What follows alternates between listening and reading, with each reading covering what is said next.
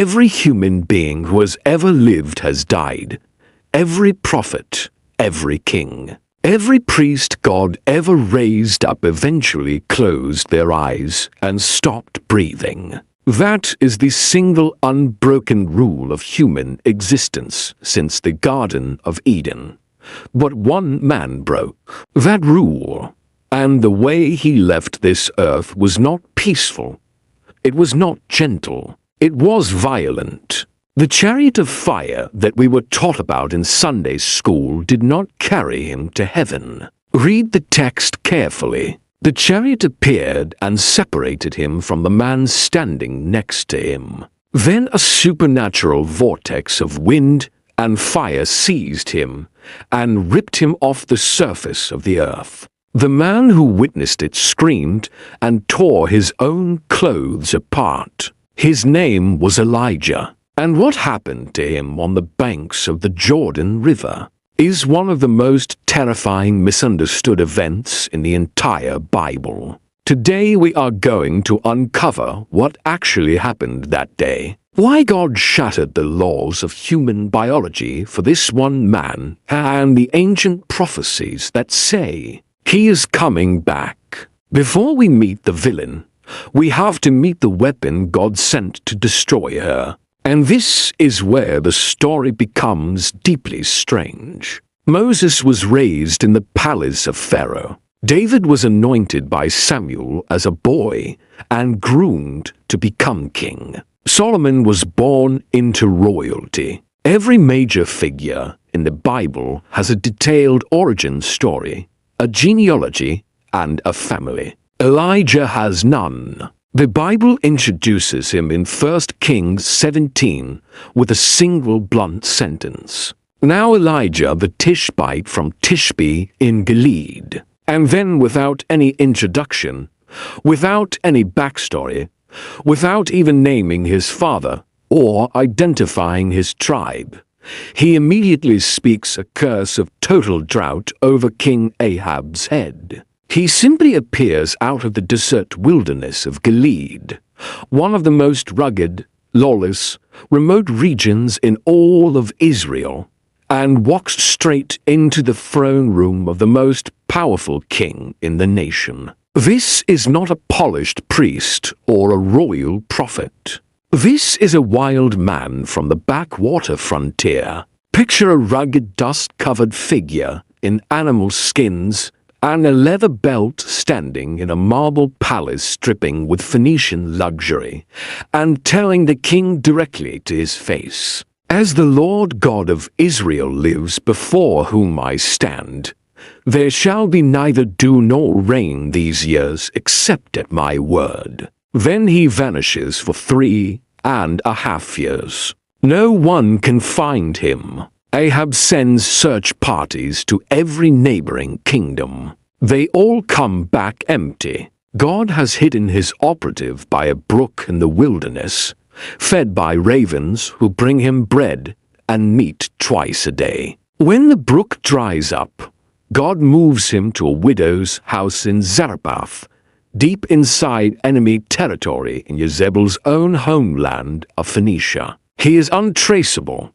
God did not send a diplomat. He did not send an army. He sent a ghost, an untraceable, unaffiliated, rugged desert operative with no political connections, no family to threaten, and no institutional loyalty. Elijah was God's asymmetric warfare weapon, designed to be impossible to locate, impossible to buy, and impossible to stop. The northern kingdom of Israel in the year 870 before Christ was not a nation. That had gradually drifted from God. This was a suffocating, paranoid police state that had been systematically redesigned from the throne down to worship foreign deities. King Ahab sat on the throne, and the Bible delivers one of its most devastating verdicts about any ruler in its history. 1 Kings chapter 16 says, Ahab did more to provoke the Lord God of Israel to anger than all the kings of Israel before him. Not more than most, more than all of them combined. But Ahab was not the real architect of Israel's spiritual annihilation. The true threat was the woman standing beside him. Jezebel was a Phoenician princess, daughter of Ethbal, king of the Sidonians, a man whose name literally means with ball. She did not marry into Israel's faith. She dismantled it. She weaponized the entire apparatus of government to enforce Baal worship, and launched a state-sponsored extermination campaign against every prophet of the Lord in the land. A man named Obadiah, a high-ranking palace official, was living a terrifying double life. In the dead of night, while Jezebel slept down the royal corridor, Obadiah smuggled bread and water to 100 prophets hidden in damp, dark caves, keeping them alive while royal death squads hunted them by day. That is how total her program was. To truly understand why God sent Elijah and why fire from heaven was justified, you must understand what Baal worship actually demanded. This was not incense and chanting. Archaeological excavations across the ancient Near East at Carthage, Tyre, and throughout Phoenicia have uncovered the remains of Tophets, sacred precincts filled with the charred bones of infants. The worship of Baal, but the darkest practice was the sacrifice of children by fire. Ancient sources describe hollow bronze statues heated from the inside until the outstretched metal arms glowed red. Priests placed living infants onto the searing hands of the idol. Drums were beaten furiously during the ceremony, not for worship, but to drown out the screaming. Jezebel imported for 150 prophets of Baal and for 100 prophets of Asher. She installed this entire system, including the sacrifice of children by fire, into the heart of God's covenant nation. Every trace of Yahweh worship was being systematically erased. Into this empire of unspeakable darkness, this nation drowning in the blood of its own children, God deployed the ghost from Gilead. And the confrontation that was about to happen on a remote mountain overlooking the Mediterranean would be the single most dramatic event in the history of the Old Testament. Elijah resurfaces after 3.5 years of hiding. He walks directly to King Ahab and issues the most audacious challenge in biblical history. Gather your 450 prophets of Baal. Bring them to Mount Carmel, to altars, to sacrifices, no fire. The God who answers by fire. He is God. The entire nation assembles on the mountain.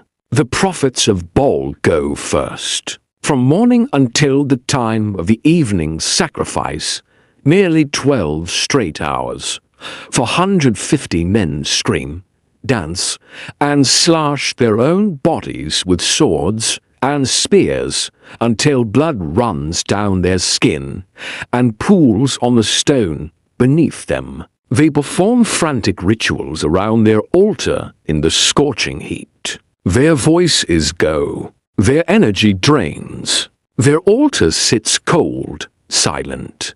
Dead wood on dead stone. Nothing happens. Elijah begins to mock them openly in front of the entire nation. Shout louder. Surely he is a god. Perhaps he is deep in thought or busy or traveling. Maybe he is sleeping and must be awakened. He is publicly humiliating the entire religious infrastructure of the kingdom, and no one can stop him because their God has not answered. Then Elijah steps forward. He rebuilds the broken altar of the Lord using 12 stones, one for each tribe of Israel. He arranges the wood. He places the bull on top.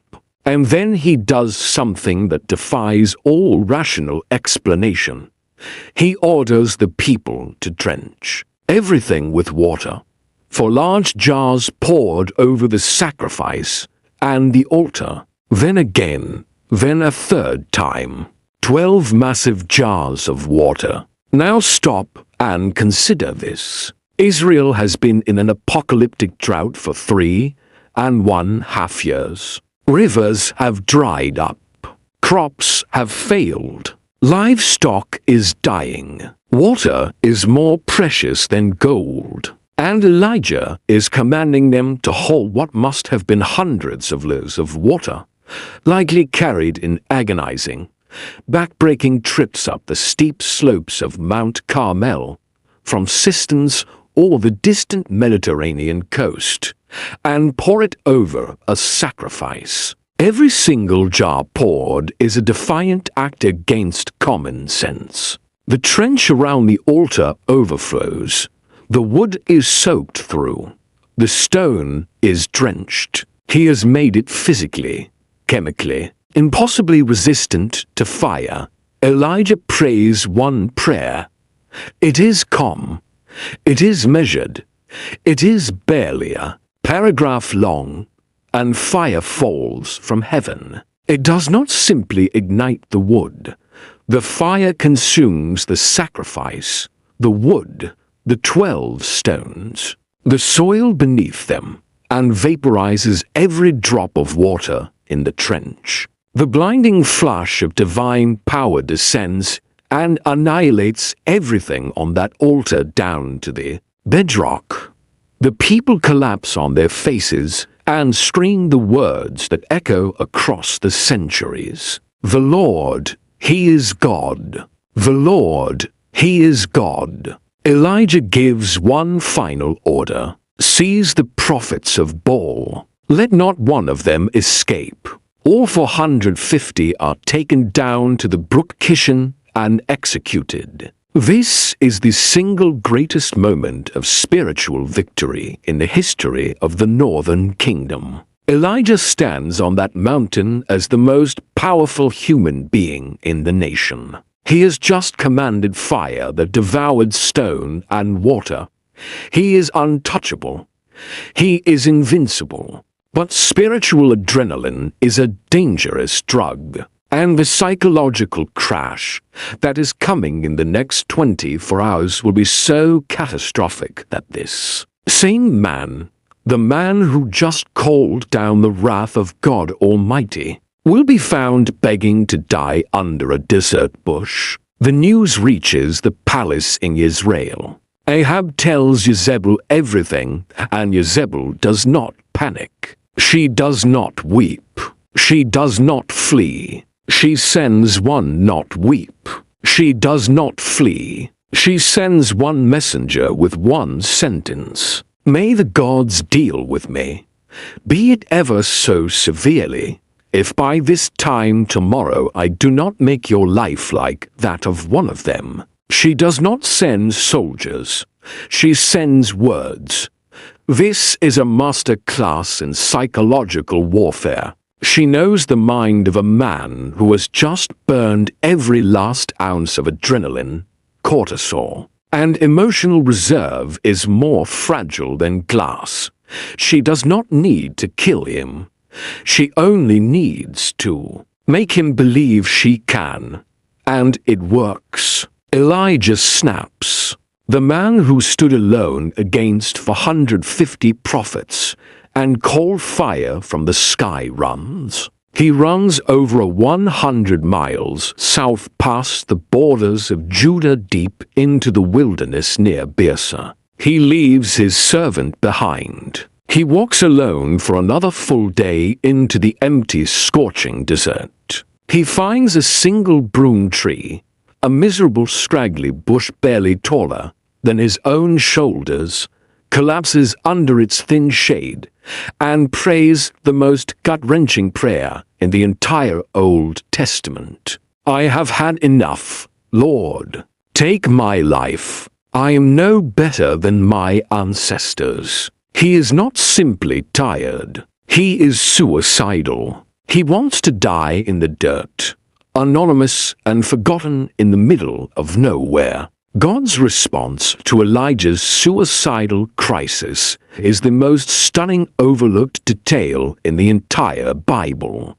There is no rebuke, no lecture about faith, no have more faith or stop being weak. God sends an angel, and the angel does exactly two things. He bakes him warm bread on hot coals and sets a jar of cool water beside his head. Then he lets him sleep. Elijah eats, drinks, and falls back asleep. The angel comes a second time. Get up and eat, for the journey is too great for you. God diagnosed his most powerful prophet's spiritual crisis as a physical collapse, dehydration, malnutrition, sleep deprivation after running 100 miles on pure adrenaline and terror. God did not address his theology. He addressed his biology. Before God spoke a single word about mission or purpose, he fed him and put him to bed twice. The creator of the universe looked at his broken servant and said, "You are not faithless. You are exhausted. Eat something is sleep. We will talk after." But here is the detail that changes everything about this story. When Elijah sat under that bush and begged God to take his life, God completely ignored that prayer. Not because he was angry, not because he was not listening, but because God had already made a decision about Elijah that would shatter every law of human existence. God refused to let Elijah die in that desert because God had already decided that Elijah was never going to die at all. The wilderness season pauses. God speaks to Elijah in a still small voice on Mount Horeb. He anoints Elisha as his successor. The mission is renewed. But now Elijah knows that his time on earth is finished. And so he takes his final walk, not alone, but with Elisha at his side. 3 times during this journey, Elijah turns to Elisha and tells him to stay behind. "Stay here. The Lord has sent me to Bethel. Stay here. The Lord has sent me to Jericho. Stay here. The Lord has sent me to the Jordan." And 3 times Elisha refuses with the same fierce declaration. "As surely as the Lord lives, and as you yourself live, I will not leave you." They walk from Gilgal to Bethel to Jericho to the Jordan River. At every stop along the way, groups from the sons of the prophets approach Elisha quietly and whisper the same haunting question. "Do you know that the Lord is going to take your master from you today?" Elisha answers every time the same to reply, "Yes, I know, so be quiet." The entire prophetic community of Israel knows that something unprecedented is about to happen. The air is thick with the weight of finality. They reach the Jordan River. Elijah takes his cloak, rolls it up, and strikes the water. The river parts. The 2 men cross on dry ground. This is not a coincidence, and it is not a small detail. This is a deliberate divine echo of Moses parting the Red Sea and Joshua parting the Jordan. God is staging Elijah's final moments on the same ground and with the same power as the 2 greatest leaders in Israel's history. This is not a quiet exit. This is a coronation disguised as a farewell. And then it happens. As they are walking along and talking together, suddenly a chariot of fire and horses of fire appear and separate the 2 of them. And Elijah goes up to heaven in a whirlwind. Read that passage again carefully. The chariot of fire appeared and separated the two men. It did not carry Elijah. It did not scoop him up and fly him into the clouds. The chariot was an angelic escort, a divine military unit creating a barrier of fire between the mortal world and the raw power of God about to be unleashed. A perimeter, a boundary, a wall of light and fire between what is human and what is divine. The Bible does not describe this event like a fairy tale. It describes it like a military extraction. Centuries later, the prophet Ezekiel would witness a similar phenomenon, the famous macabre vision of chapter 1. Beings of fire, wheels of light spinning inside other wheels, eyes covering every surface. An atmospheric disturbance, so violent it sounded like the roar of mighty waters, and the thunder of an army. These are not isolated metaphors. They are the Bible's consistent cross-referenced descriptions of how God's angelic forces operate. When they breach our physical dimension, then the whirlwind comes. A violent supernatural vortex of divine power seizes Elijah and pulls him upward off the surface of the earth out of our physical dimension. In full view of Elisha below, Elisha watches his master, his spiritual father, ripped from the earth by the terrifying power of the living God. And he screams, my father, the chariots and horsemen of Israel." Then he tears his own clothes into. Jesus himself said in John 3 that no one has ascended into heaven, except he who came down from heaven. The ancient Hebrew worldview understood three heavens. The first is the sky and atmosphere. The second is outer space, the realm of stars. The third is the throne room of God, the spiritual dimension Paul references in 2 Corinthians 12. Elijah was translated removed from our physical dimension and preserved by God in a glorified state, held outside of time until God needed him again. He did not float into the sky. He was extracted from the natural order entirely after the whirlwind. Silence. Total absolute silence. Elijah vanishes from the biblical narrative. And for 900 years, there is not a single word, no vision, no appearance, no prophecy about where he is or what has happened to him. Nothing. In those 900 years, everything changes. The northern kingdom falls to Assyria. The 10 tribes are scattered and disappear from recorded history. Judah falls to Babylon. The temple that Solomon built is burned to the ground. The people are dragged into exile and weep by the rivers of Babylon. Too broken to sing, they return, they rebuild. But it is never the same. Alexander the Great conquers the known world and dies at 32. Greek culture floods the ancient Near East. The Maccabees revolt and win brief bloody independence. Then the Romans arrive. Herod the Great builds a kingdom of marble and paranoia and massacres infants. In Bethlehem, empires rise, empires collapse. Entire civilizations are born and buried.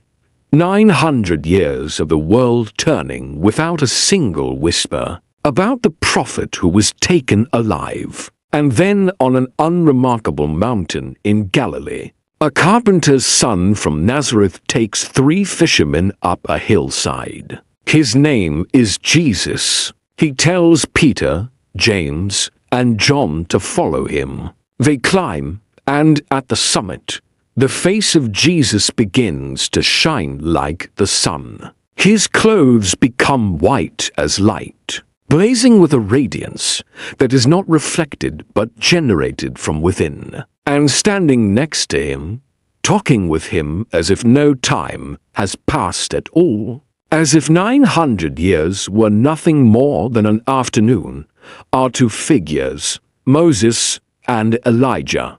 Moses, who represents the law, who died and was personally buried by God in a grave no human has ever found, and Elijah, who represents the prophets who never died at all. The law and the prophets standing on either side of Jesus Christ, the fulfillment of everything they spent their lives pointing toward.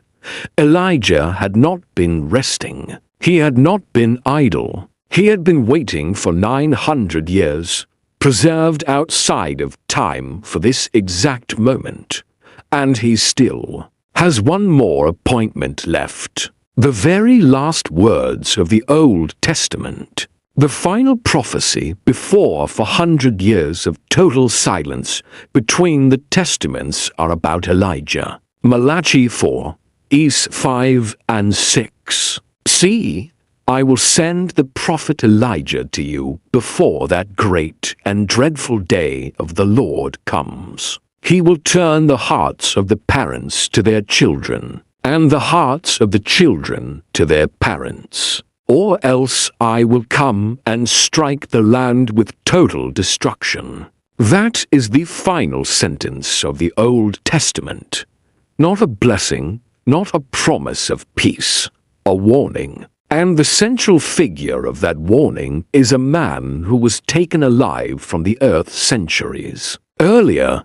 God did not take Elijah because his reward was ready. God did not take Elijah because he had earned a peaceful retirement.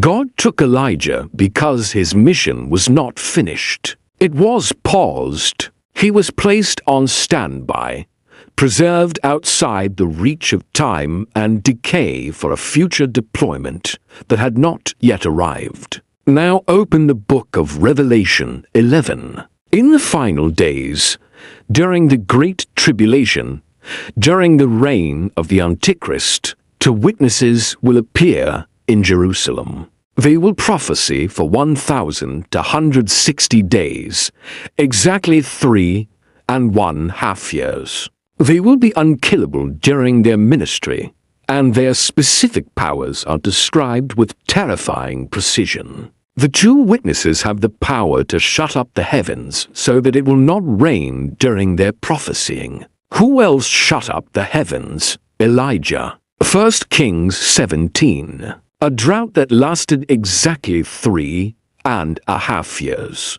The two witnesses have the power to call down fire to consume their enemies. Who else called down fire? Elijah. To Kings 1. Fire from heaven consumed to companies of 50 soldiers sent to arrest him. The two witnesses prophesy for 1,160 days, 3½ years. How long did Elijah's drought last? 3½ years. And the second witness has the power to turn waters into blood and to strike the earth with every kind of plague as often as they wish. Who else turned water into blood and unleashed plagues? Moses. The same Moses who stood next to Elijah on the Mount of Transfiguration. This is not theological speculation. This is a pattern, so precise, so mathematically exact across multiple books written by different authors across different centuries that it reads like a deployment order. Moses and Elijah appeared together on that mountain because they are going to be deployed together in the final chapter of human history. The law and the prophets will stand in Jerusalem one more time, facing the Antichrist the way Elijah once faced the prophets of Baal, calling down fire the way he called it down on Carmel, and shutting up the sky the way he shut it over Israel. Elijah was not taken alive because his chapter was finished. He was taken alive because his greatest chapter has not been written yet. He is waiting right now somewhere outside our dimension, preserved and prepared and dangerous for his final assignment. Pull the camera back now and look at the full arc of this man's life. There was a moment when Elijah collapsed under a desert bush, dehydrated, starving, completely alone, and begged God to let him die. He thought his story was over. He thought the darkness had won. He thought he was a failure who had accomplished nothing lasting. If God had answered that prayer, if God had said, "Fine, Elijah, I will take your life," it would have ended right there under a broom tree in the middle of nowhere. No history books, no legacy.